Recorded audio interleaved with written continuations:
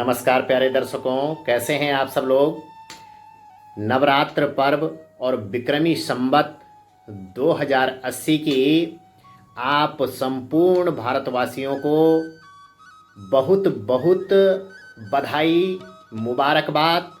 माता रानी आप सभी के परिवार पर कृपा बनाए रखे, आप सभी की मनोकामना जरूर पूरी हो।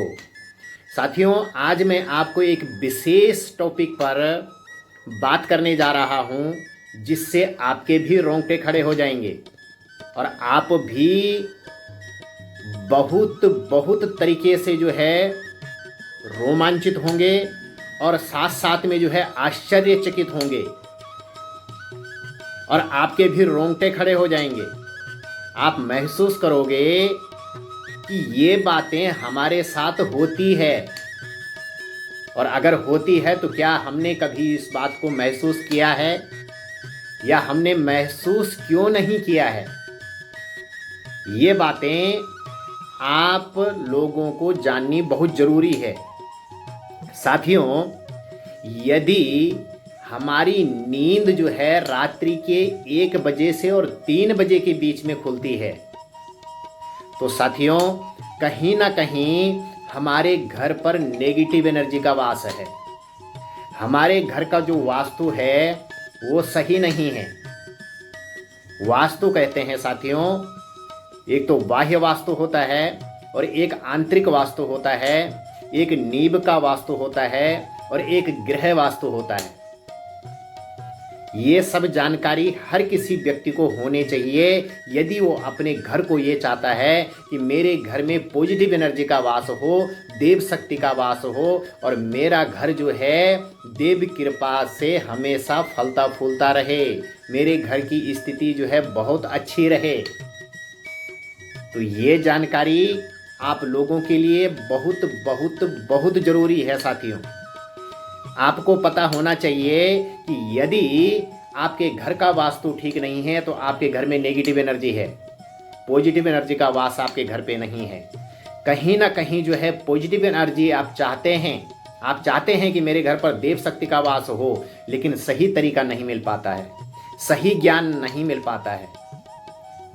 और साथियों, जन्म से किसी के अंदर ज्ञान नहीं होता है। कहा गया है कि जन्मनाम जायते शूद्रम संस्कारम द्विज उच्यते। जन्म से सभी अज्ञानी होते हैं, जन्म से किसी को ज्ञान नहीं होता है, कोई पता नहीं होता है।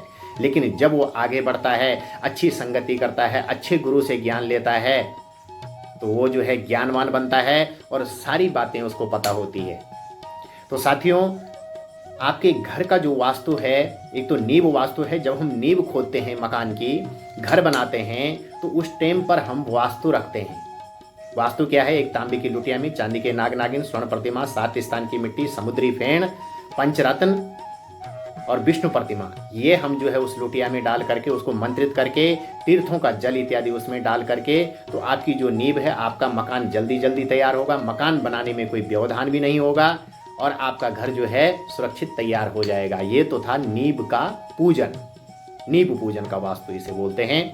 जब हमारा घर बन के तैयार हो जाता है तो हमारे यानी घर मुखिया जो है उसकी राशि से या पत्नी की राशि से या बेटे की राशि से, घर में जितने सदस्य हैं उनकी कुंडली देख करके, किसी की राशि में भी यदि लग्न ठीक बैठ जाए वास्तु का, तो उसकी राशि के अनुसार जो है वही प्रक्रिया दोहराई जाती है। वो होता है वास्तु, मेन वास्तु जो होता है पूजन करके, यानी गृह प्रवेश से पहले घर का वास्तु, घर का आसन शुद्धि, घर को जो है घर में प्राण डाले जाते हैं जिससे घर सजीव हो, पॉजिटिव एनर्जी उसके अंदर हो, और जब आप उस घर में प्रवेश करें तो आप दिन दोगुनी रात चौगुनी वृद्धि करें।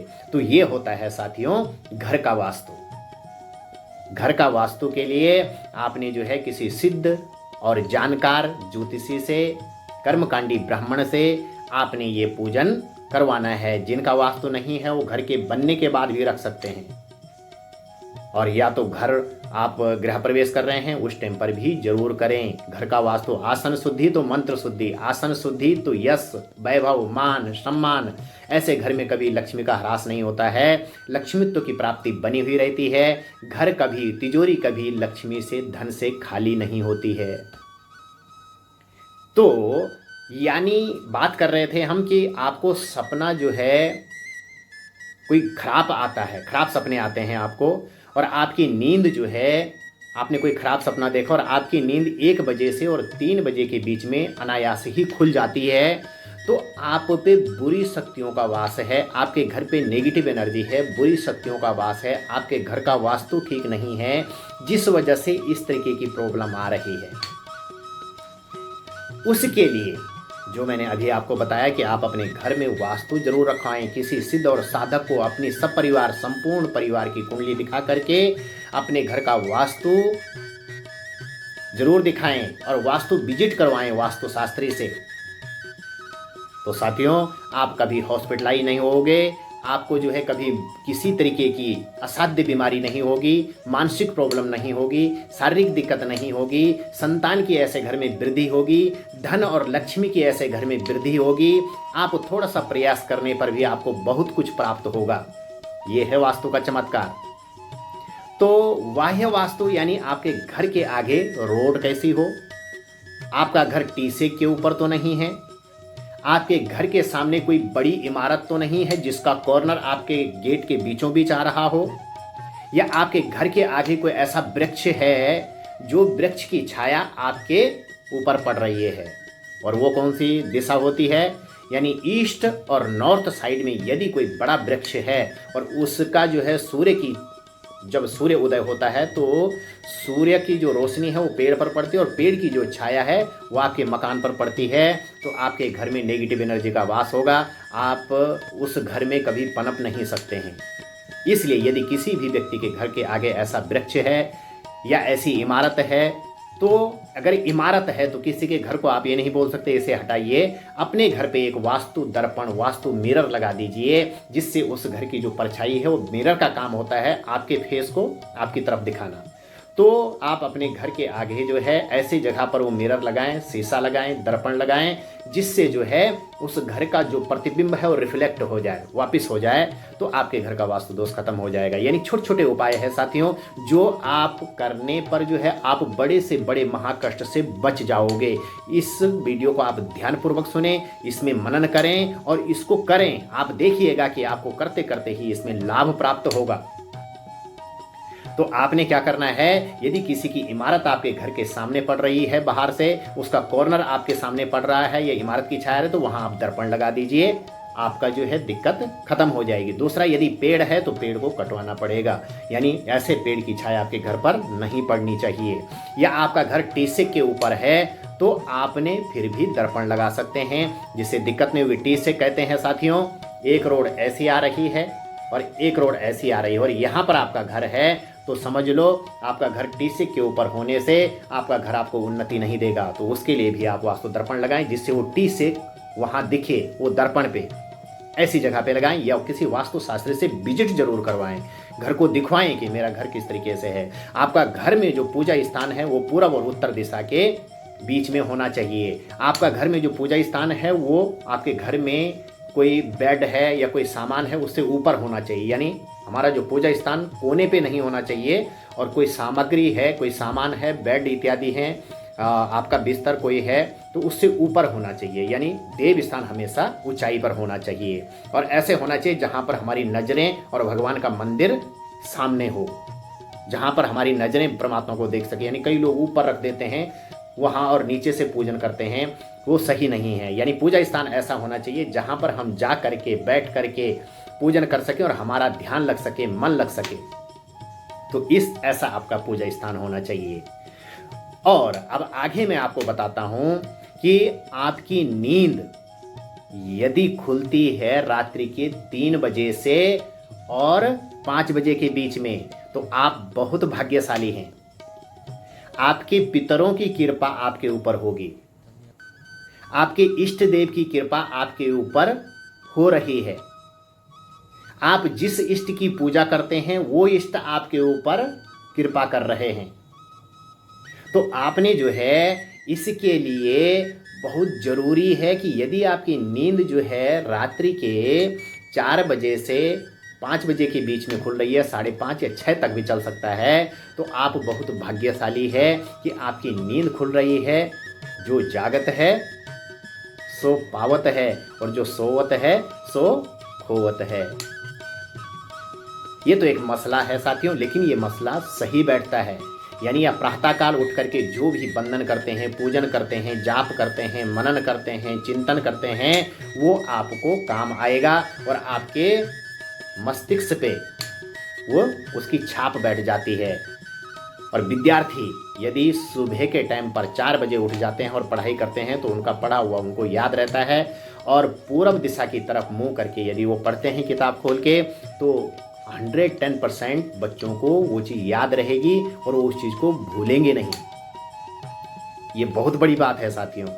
तो आपने क्या करना है कि यदि आपकी नींद जो है रात्रि के 4 बजे से 5:30 6 तक खुल रही है, तो आप बहुत भाग्यशाली हैं। आपके इष्ट की कृपा आपके ऊपर हो रही है, और आप जो है इष्ट का जाप बिस्तर के अंदर सोने की कोशिश उसके बाद मत कीजिए। आपने क्या करना है, अपने इष्ट का जाप शुरू कर देना है। जो भी जिसका इष्ट है, जो भी जिस इष्ट को मानता है, वो उसका जाप शुरू कर दीजिए। किसी देव का, या आपके कोई देवता फेवरेट हैं, या आप किसी देवता को मानते हैं, भगवान को मानते हैं, तो उस भगवान का माना। आप भगवान विष्णु को मानते हैं तो ओम नमो भगवते वासुदेवाय नमः, ओम नमो भगवते वासुदेवाय नमः, वो आप मानसिक भी कर सकते हैं। आप अकेले हैं तो आप वाचक करिए, और अगर आप जो है ये चाहते हैं कि अन्य लोगों को डिस्टर्बेंस ना हो मेरी वजह से, तो आप जो है उसको मानसिक करिए, वाचक नहीं करिए। अकेले हैं तो वाचक करिए। आप देवी के भगत हैं तो ओम ऐं ह्रीं क्लीं चामुंडायै विच्चे नमः, इसका आप जाप करिए। माता भगवती का जाप करिए, माता की कृपा आप पे होगी। और यदि आप शिव के भगत हैं तो ओम नमः शिवाय नमः, इस मंत्र का आप जाप करिए। अगर आप हनुमान जी के भगत हैं, ओम हं हनुमते नमः, ये आप जाप करिए, ओम हं हनुमते नमः। और ये जाप आप यथाशक्ति, यदि 4 बजे नींद खुलती है तो 5 बजे तक करिए। आधा घंटा भी यदि आप करेंगे, 15 मिनट भी करेंगे, तो इष्ट की कृपा आपके ऊपर बरकरार रहेगी, और आपके घर में, आपके परिवार में किसी भी सदस्य को कोई दिक्कत नहीं होगी। और यदि आप जो है भक्त हैं किसके, भगवान श्री हरि के, और भगवान मृत्युंजय के, माता भगवती के, महाकाली के, है ना, इन सभी चीज़ों के, मतलब जो है सभी देवी देवताओं के यदि आप भक्त हैं, तो आप जो है अपने मन से उच्चारित जो मंत्र आपको अच्छा लगता है, या फिर महामृत्युंजय का जाप कर लीजिए। ओम त्र्यंबकं जजामहे सुगंधिं पुष्टिवर्धनम उर्वारुकमिव बंधनान् मृत्योर्मुक्षीयमामृतात्। ओम त्र्यंबकं जजामहे सुगंधिं पुष्टिवर्धनम् उर्वारुकमिव बंधनान् मृत्योर्मुक्षीयमामृतात्। इस मंत्र का जाप करिए तो घर में कभी कोई असाध्य बीमारी नहीं आएगी और कोई दिक्कत भी नहीं होगी। ये अकाट्य सत्य है साथियों। इस तरीके से यदि आप करते हैं तो आपके घर में नेगेटिव एनर्जी नहीं रहेगी, पॉजिटिव एनर्जी का वास होगा, और आपका घर जो है घर नहीं, वो क्या बनेगा, एक साधना का संगम, भगवान की कृपा का संगम, है ना। जैसे आपके कोई अपने घर का नाम रखता है देव निवास, श्री हरि निवास, माता लक्ष्मी निवास, गौरा निवास, तो ये देवताओं के नाम पर जब हम अपने घर का नामकरण करते हैं कि जतो नाम ततो गुण, जैसा हमने नामकरण किया, यानी किसी व्यक्ति का नाम जो है क्या है, श्री हरि, तो कोई भी व्यक्ति उसका नाम पुकार रहा है तो एक तो वो अनायास ही भगवान श्री हरि का नाम ले रहा है, और जिस व्यक्ति को पुकार रहा है उसके अंदर भी पॉजिटिव एनर्जी आ रही है, और जो पुकार रहा है उसके अंदर तो पॉजिटिव एनर्जी है ही। इसलिए शुभ नामों का अलंकरण करें, शुभ नाम रखें अपने बच्चों का, भगवान के नाम पर रखें। माता लड़की है तो माँ के नाम पर नाम रखें, और बालक है तो भगवान के नाम पर नाम रखें, और अपने घर का जो वास्तु है उसको बहुत अच्छा करवाएं, शुभ करवाएं। घर में जो है पॉजिटिव एनर्जी का वास होगा, और कोई भी ऐसी असाध्य शक्तियां हैं और कोई भी ऐसी अशुभ शक्तियां हैं वो आपके घर पर दिक्कत नहीं करेगी, और आपका घर परिपूर्ण रहेगा। सभी चीज़ों से, धन धान्य से। जो आप चाहोगे ऐसे घर पे होगा जिस घर में वास्तु ठीक है। और जब वास्तु ठीक है तो आपको सपने कैसे आएंगे? 1 से 3 के नहीं आएंगे, आपको आएंगे 4 से 5 के। और आपकी नींद खुलेगी 1 से 3 नहीं, आपकी नींद खुलेगी 4 बजे से 3 बजे से और 4 बजे तक, या 4 बजे से 5 बजे तक। तो आप पे इष्ट की कृपा रहेगी। भगवान आपके घर परिवार को संदेश देना चाह रहे हैं कि आप जाग जाइए, आपके ऊपर परमात्मा की कृपा, परमात्मा आपके द्वार पर हैं, परमात्मा आपके घर पर हैं। आप जागिए, उठिए और भगवान का स्मरण करिए, तो आपके घर पे कृपा रहेगी। तो आप जो है भगवान की कृपा आपके ऊपर रहे, परमात्मा की कृपा आपके ऊपर रहे। यानी एस्ट्रो आरबी चैनल को आप जो है सब्सक्राइब जरूर करें, लाइक जरूर करें, शेयर जरूर करें। और मेरा Facebook page Astro RB like करें, फॉलो करें। तो साथियों, आपको जो है जो भी जानकारी, जो भी वीडियो हम बनाएंगे, और बेल आइकन जरूर दबाएं, जिससे जो है जो भी जानकारी हम, जो भी वीडियो हम अपलोड करें, वो सबसे पहले आप तक पहुंचें और आप उसको अग्रसारित करें। परोपकार की संपत्ति कैसी, रवि चंद्रमा सोहत जैसी। परोपकार है साथियों। परोपकार कैसे है? आपको कोई वीडियो अच्छी लगी, आपने उसको जो है दूसरे को भेज दिया, शेयर कर दिया उसको, और उसने जो है किसी और को आगे शेयर कर दिया, तो वो क्या है? एक परोपकार है। यानी जानकारी आपको तो मिली ही मिली, लेकिन वो जानकारी आगे आपने प्रसारित कर दी, तो उसका पुण्य आपको प्राप्त होगा। यदि किसी आपकी वजह से यदि किसी को जो है अच्छी जानकारी मिल रही है और उसका परिवार सुधर रहा है, वो बीमारी से बच रहा है, उसके घर में नेगेटिव एनर्जी का ह्रास हो रहा है, तो उसका पुण्य आपको प्राप्त होगा। किससे? एक शेयर करने से। तो अपने यार दोस्तों को, अपने साथियों को, अपने रिश्तेदारों को आप वीडियो जो है शेयर जरूर करें और जो है आगे बढ़ाएं, जिससे जो है सही से सही जानकारी सबको प्राप्त हो, कोई भी व्यक्ति दुखी न रहे। कहते हैं साथियों, ब्राह्मणों का आशीर्वाद हमेशा ऐसे चलता है, ऐसे फलता है जैसे कि दूब को कहीं पर भी लगा दो तो दूब फैलती जाती है, पूरा कवर कर लेती है। तो कहते हैं कि सर्वे भवन्तु सुखिना, सर्वे सन्तु निरामयः, सर्वे भद्राणि पश्यन्तो, मा कश्चित् दुःखभाग् भवे। सभी लोग सुखी हों, सभी आनंदित हों, है ना? सभी लोगों की मनोकामना पूरी हो, सभी स्वस्थ रहें, सभी निरोगी हों, सभी लोगों का दुख हमेशा के लिए खत्म हो जाए और ये संसार जो है फलता फूलता रहे। ये आशीर्वाद ब्राह्मण देता है। तो मेरी लास्ट में यही कामना है साथियों कि आप लोग सुखी रहें, आनंदित रहें, माता रानी की कृपा आपके ऊपर हो। जय माता दी।